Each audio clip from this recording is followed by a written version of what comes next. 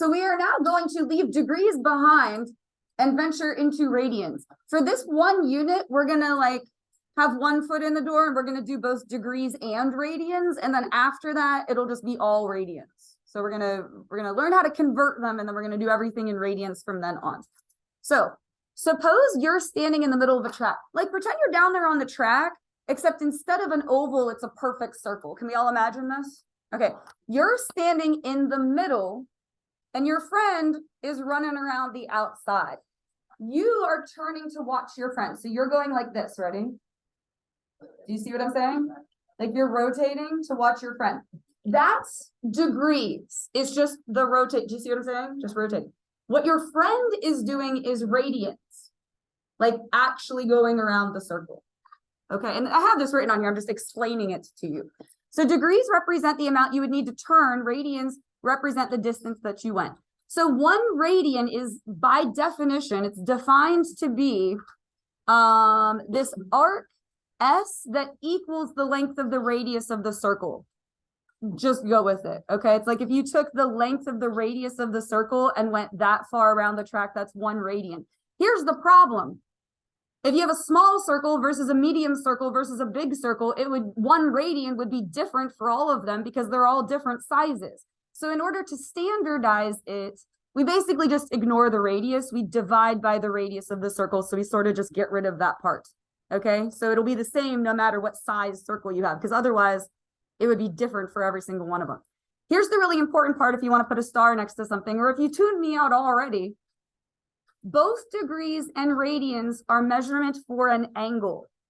Degrees and radians are both measurements for an angle. They represent the angle.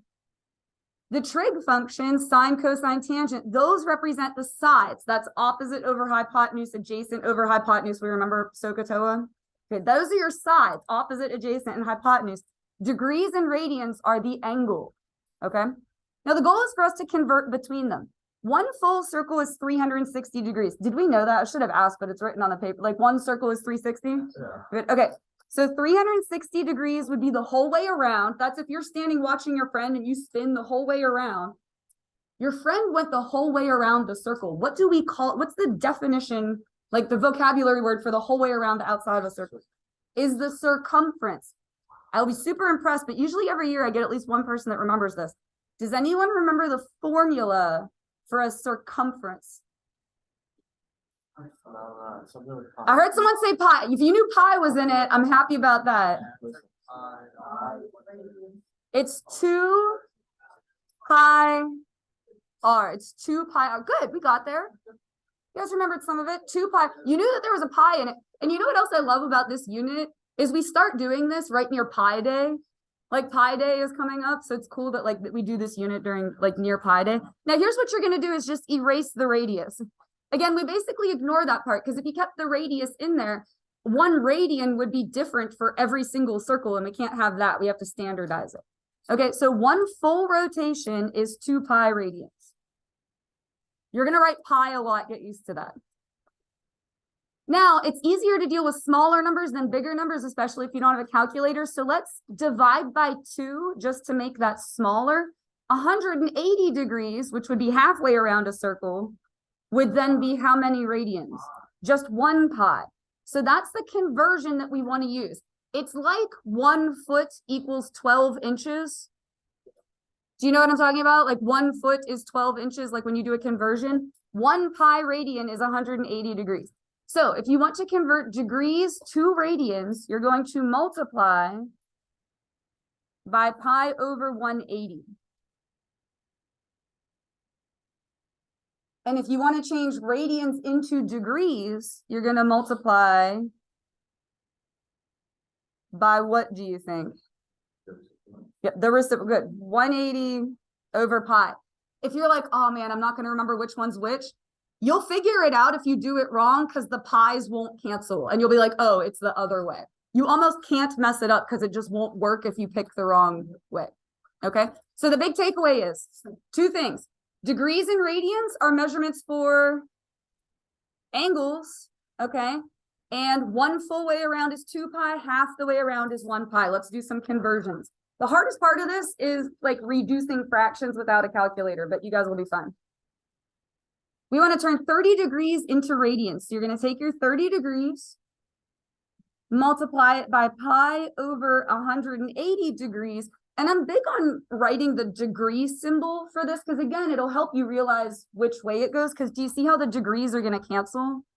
The other thing I always bring up at this point and makes everyone groan, have you all either taken chemistry or currently in chemistry? You know the moles and you had to convert? But it's like that, except not quite as bad. What's the conversion for moles? Isn't it something awful? Oh, you know it. Oh, that's cool. Well, this one's pi over 180, so it's not as bad.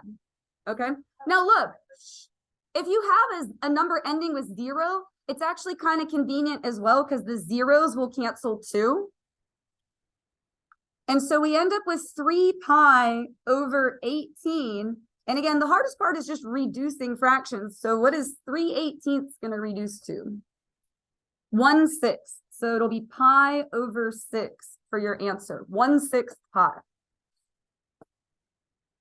If your answer's in radians, it should have a pi in it. Let's try it again. Number 2, take your 90 degrees, multiply it by pi over 180, and then you want to start trying to reduce that. So the degrees cancel, the zeros cancel. You end up with 9 pi over 18, and that's pi over 2.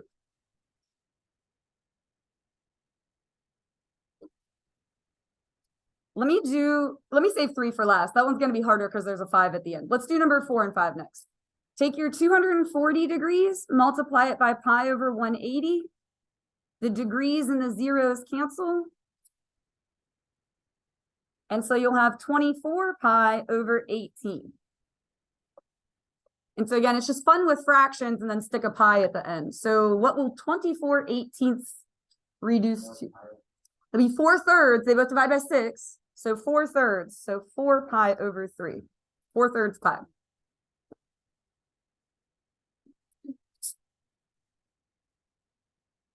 So number 5, take your 270 degrees, multiply it by pi over 180. The degrees and the zeros are going to cancel. You have 27 pi over 18, and then you just have to reduce it and stick a pi at the end. They'll both divide by 9, so that'll be 3 over 2, so 3 pi over 2. So the zeros cancel, it's actually really nice. Let's go back and do one that has a 5 in it. The process is the same, it's just going to be a little trickier to reduce. You're going to take your 115 degrees, multiply it by pi over 180, and the degrees cancel. You might, as a pep talk, you might, because you don't have a calculator anymore, have to do like a little side problem where you do some division by hand to see like how it works out. If you can't do it in your head, like you might have to do that. So we have 115 pi over 180. We need to come up with a number that they both divide by.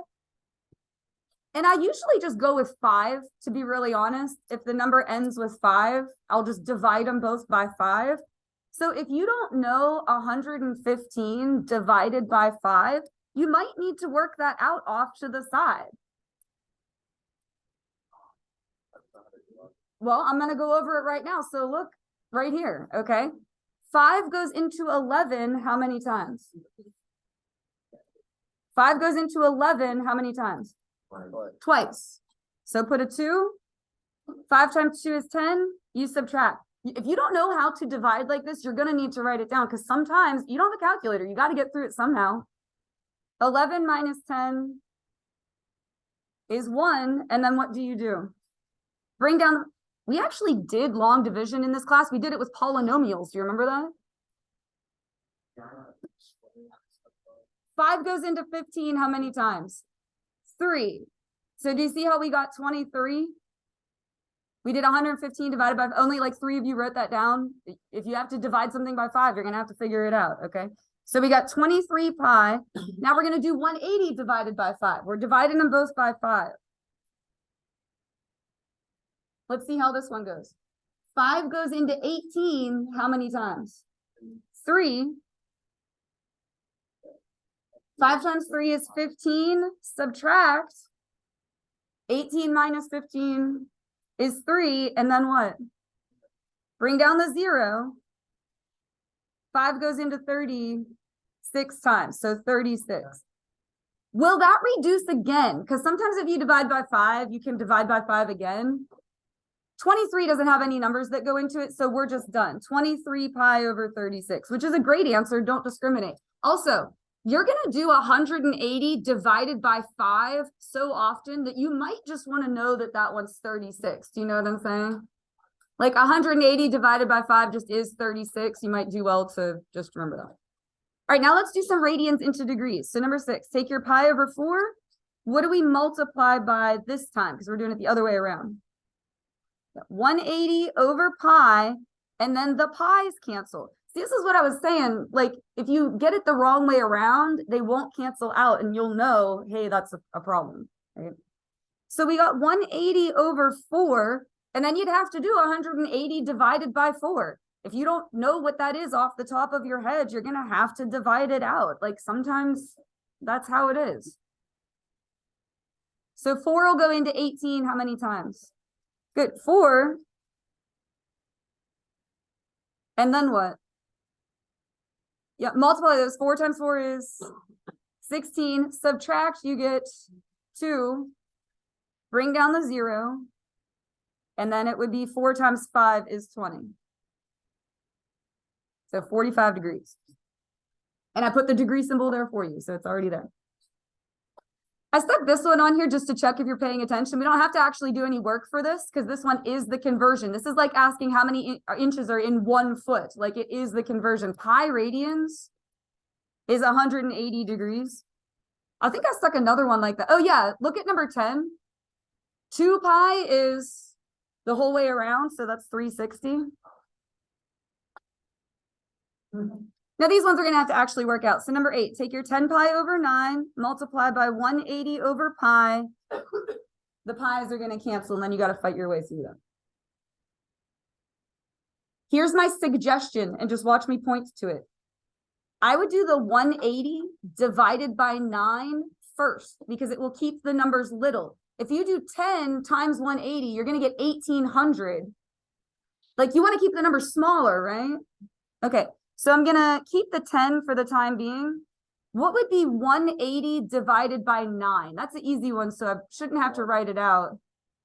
20, because 18 divided by 9 would be 2. Just stick a 0 at the end. And then 10 times 20, 200 degrees. Sounds like we're trying to set our oven temperature or something.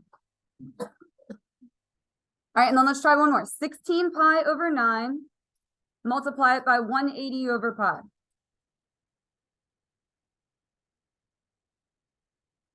So the pi's cancel, and I would just leave the 16 for a second and do 180 divided by 9, because it'll keep the numbers smaller.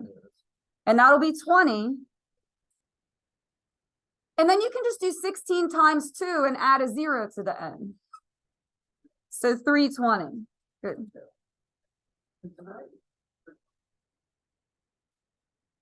I'm going to do the next page and then we'll do our break, because this just isn't going to take too long. Because we're just going to draw some angles here. An angle is formed by rotation. An angle is formed by rotating a ray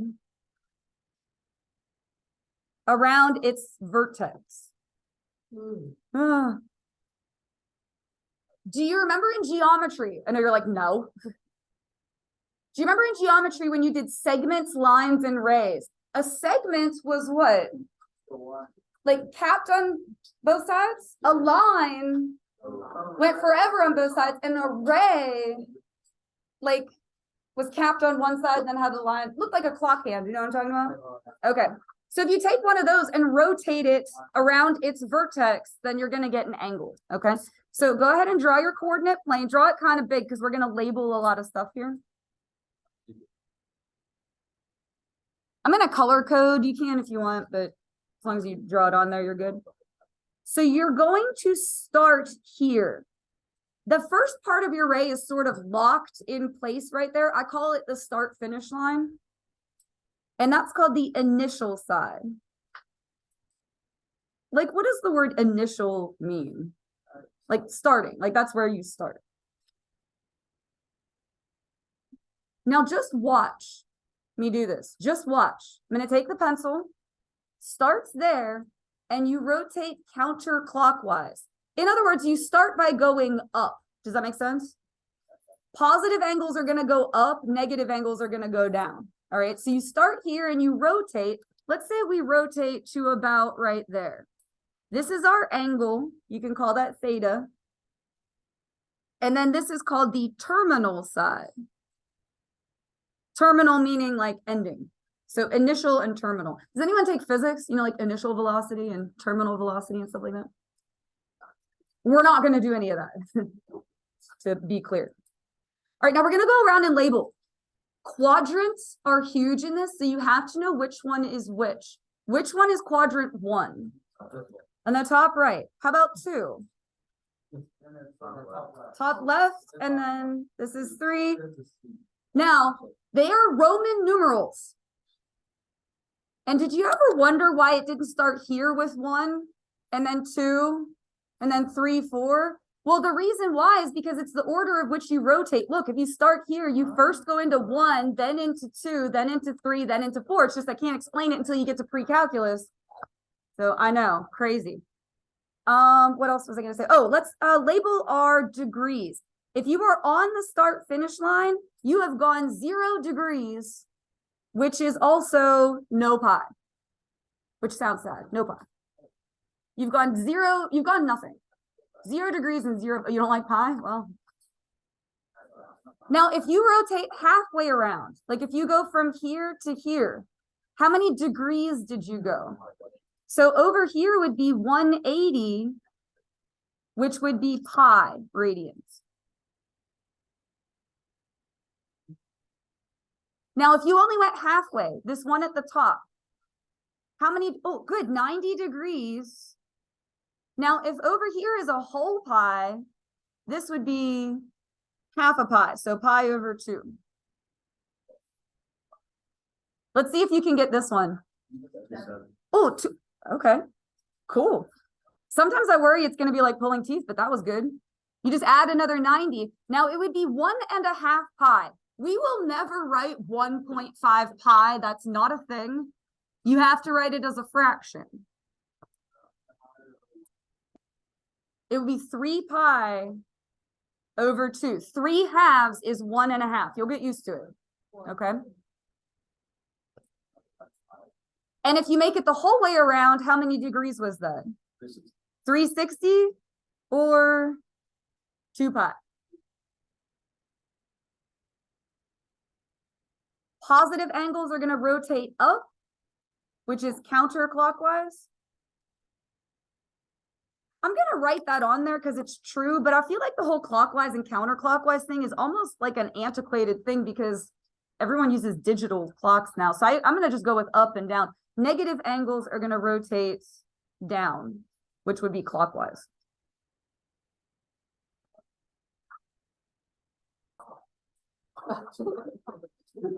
So for these problems on the bottom half of this page, what we're going to do is draw the angle. It's not going to be to scale, okay? Like, go ahead and put the phone away. It's not going to be to scale. Really, you just need to get it in the correct quadrant and have the rotation going the correct direction. That's really all that there is to that, okay? So what I'm going to ask is what quadrant does the angle end up in? That's where we're going to start. So if you start at this start finish line right here, like you're stuck right there, and you rotate 45 degrees, what quadrant will you end up in? 1. This is all you have to do. Watch. Put it in quadrant 1 and show the direction that you rotated. Okay. Now I had also written on here, convert them back. We did a lot of conversions on the other page, and you're going to do some for your like homework, classwork at the end of the block. So I'm going to leave that for right now. Let's just practice drawing them. All right. 210 degrees. Again, if you start right here and start by rotating up, where will 210 put you? Which quadrant? 3rd. So just put it in quadrant 3 and draw your amount of rotation. Again, it's not perfect. It's just What quadrant did you end up in? Now this one's backwards. Do you see that negative? It means you're still going to start here. You always start at that start finish line, but you're going to start by rotating down. So you're going to rotate this direction 240 degrees. So which quadrant will that put you in? 2. Good. And you have to show that you rotated this way. Now these ones are in radians. Here's my pep talk. I always get a couple of people that like hold on to the degrees, like clenching with both hands, and they'll convert all of these to degrees and then do the rotation. After this unit, we're not touching degrees ever again, and you have to start to try to let go, okay? This is 0, this is a half a pi, this is a whole pi, and this is 1.5 pi. So you just need to figure out which one, and then the whole way around is 2 pi. You just have to figure out which ones you're in between, okay? So if you go 3/4 of a pi, which quadrant is that going to land you in? It'll be 2. It's in between a half and 1 pi. You got to start to try to let go of the degrees, because after this, we're not going to use them anymore. All right, now here we went -1/3. So which quadrant will that put you in? The 4th, and just show that you went backward. And do you guys see that every single time I'm saying, what quadrant are you in? What quadrant are you in? What quadrant are you in? There's only 4. So if you are absolutely stuck, you have a 1 in 4 chance of, yes, I will never forget. I always tell the story because I think it's hilarious. One day I was like, what quadrant are we in? And someone said 7. And I was, oh, I don't know what dimension we're in, but there are only 4. Okay. All right. And then last one of these, 11 pi over 6. Listen, here's how I would think through it.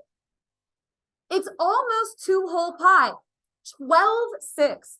Come with me on this. 12/6. 12 divided by 6 would be 2 whole pi. So you almost made it the whole way around, but not quite. So which quadrant? 4th. Good. And it looks like a little Pac-Man. So you almost made it the whole way around. You were like 1/6 away from making it the whole way around.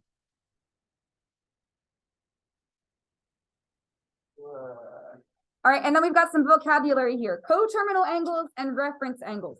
So coterminal angles have the same terminal side. So this is like you ended up in the same place at the end, same terminal side, but different amount of rotation. Same ending place, but you rotated different amounts. So there's a couple different ways that can happen. Pretend you and your friend are out on the track, and again, pretend it's a perfect circle. Come with me on this. This would be like, I'm going to go this way, you go that way, and we'll meet around the other side. Do you see what I'm saying? So you can have one that's positive, one that's negative, and you meet on the other side. Or I can run part of the way, and my friend can run around and then part of the way and end up at the same place as me. Do you see what I'm saying? Like you can go an extra rotation, like add on a lap and end at the same spot. Okay. So anyway, those are the couple different ways you can end up with a same ending spot, but a different amount of rotation. So first we're going to draw the angle, then we'll state a positive and negative coterminal angle. If the problem's in degrees, your answer needs to be in degrees. If it's in radians, you need to do radians. You got to let go of the degrees, okay? So first let's draw it because that does help a lot. What quadrant would 150 be in? 2. Good. Good. Seeing it helps. I know that's like a really basic picture, but honestly, seeing it does help, okay? So for our coterminal angles, first let's do the negative one and watch me point to this because again, the visual helps. This would be like, I'll go this way, you go this way, and we'll meet at the same spot. So how much negative would you have to go to land at the same spot? And I'm going to actually write it out to get everybody there. What is the whole way around worth? So if you do 360 minus 150, that'll give you this amount. Just make it negative to show, hey, I went backwards. So if you subtract, yes, I know, I heard you the first time. I just was trying to get everybody else there. So no, it's cool that you were able to do it in your head.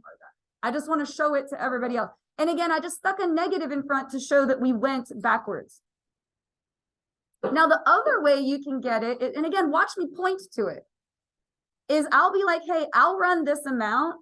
And you'll be like, hey, I'll run that amount plus an extra lap and we'll land at the same spot. How could I get that number of degrees? Yeah, add 360. So I'm going to do 360 plus 150, which would be 510. Because 360 is the whole way around. Now, when we go to radians, what's the whole way around worth? 2 pi. 2 pi. Okay, so let's draw this one. What quadrant is 4/3 pi in? I'm going to throw the question out there and see what you guys come up with. 4/3. It's fun with fractions. It is in 3. Here's how I think of that. I always think of, these are called the quadrant angles. Do you see how this is 1 whole pi? That would be 3/3. So 4/3 means you just went like a bit farther. I just always think about these 4 and then like, okay, well, it was 1 pi, but 1 and a third. So like I went a little bit farther. So quadrant 3, it'll look like that. And then to get the negative one, that would be like, okay, I went this way, you go that way. We're going to meet on the other side. The whole way around is 2 pi. But what would that be in thirds? Because when you deal with fractions, you need a common denominator. 2 whole pi. Good. I was worried it was going to be like pulling teeth, but you guys have got it. If you do 6/3 minus 4/3, you would get 2/3. You coming with me there? And you just stick a negative in front to show that you went backwards. So it would be negative 2 pi. Oh, and you need the pi in there as well, because it's radians. So you need the pi in there. Now, the other way you can do it is, okay, I'm going to go this amount. You go that amount plus an extra rotation. So how would you get that amount?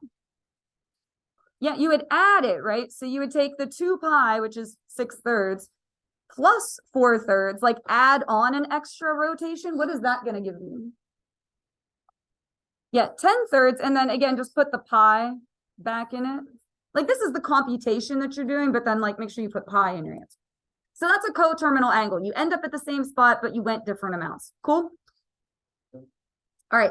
Other piece of vocabulary is reference angle. It is an acute angle with the x-axis. It is always with the x-axis, and it is never negative. Even if your original angle was negative, we just never, like by definition, we never say that that's negative. And it's always with the x-axis. And if you remember that, it would be super easy. Okay. So first, let's draw this. What quadrant is 45 degrees in? 1, it would look like this. And I'm going to color code so you can see this. If you're in quadrant 1, your angle is your reference angle. That's the acute angle with the x-axis. Do you see that there?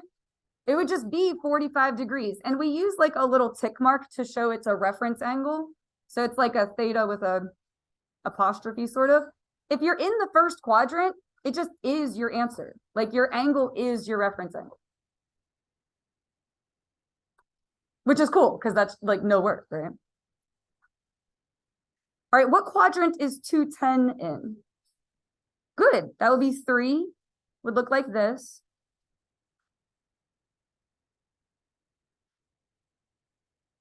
You guys are nailing what quadrants is. Sometimes I have to like really pull that out of everybody, and you guys are doing good with that.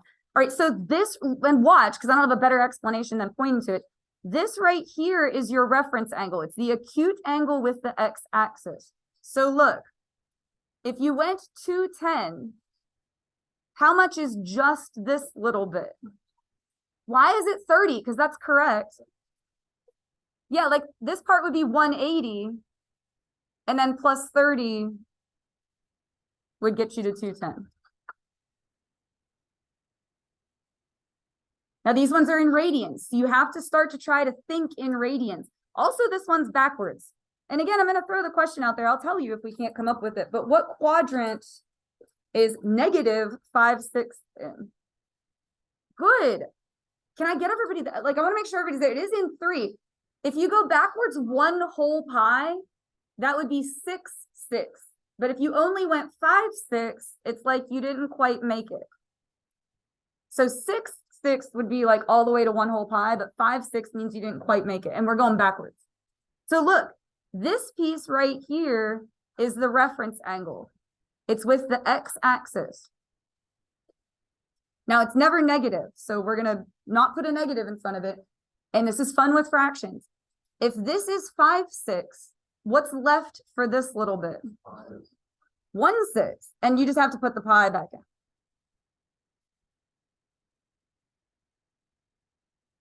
If you're in radians, your reference angle is either pi over 6, pi over 4, or pi over 3. Always, if you're in radians. Radians are better, in my opinion. I think they're easier to deal with. You'll get used to them too. All right, last one of these. What quadrant is 7/4 in? And you'll notice I don't say the pi every time because it's just a mouthful. It's 7 pi over 4. Oh, I think I heard somebody say back there. 4, good.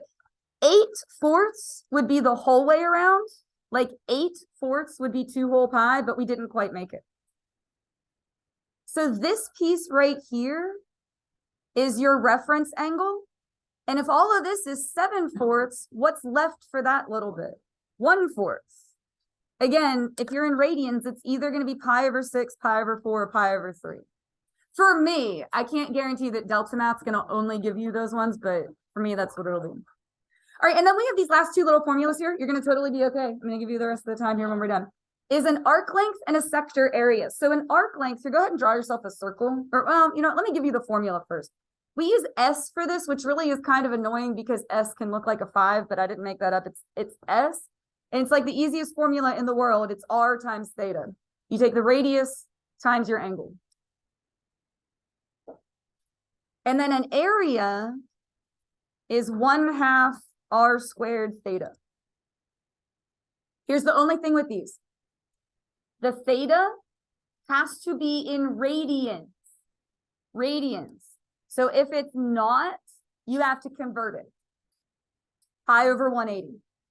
Okay, so if it's not in radians, you have to convert it. So look at this one. We're going to do an arc length. And I'll draw you a picture to show you what that is. I just didn't have space there. Is this in radians? It sure isn't. So we're going to have to convert it. Take your 225 degrees. We're going to multiply by pi over 180. The degrees cancel. This one's going to be a little annoying because you have to divide by 5. So off to the side here, I'm going to do 225 divided by 5.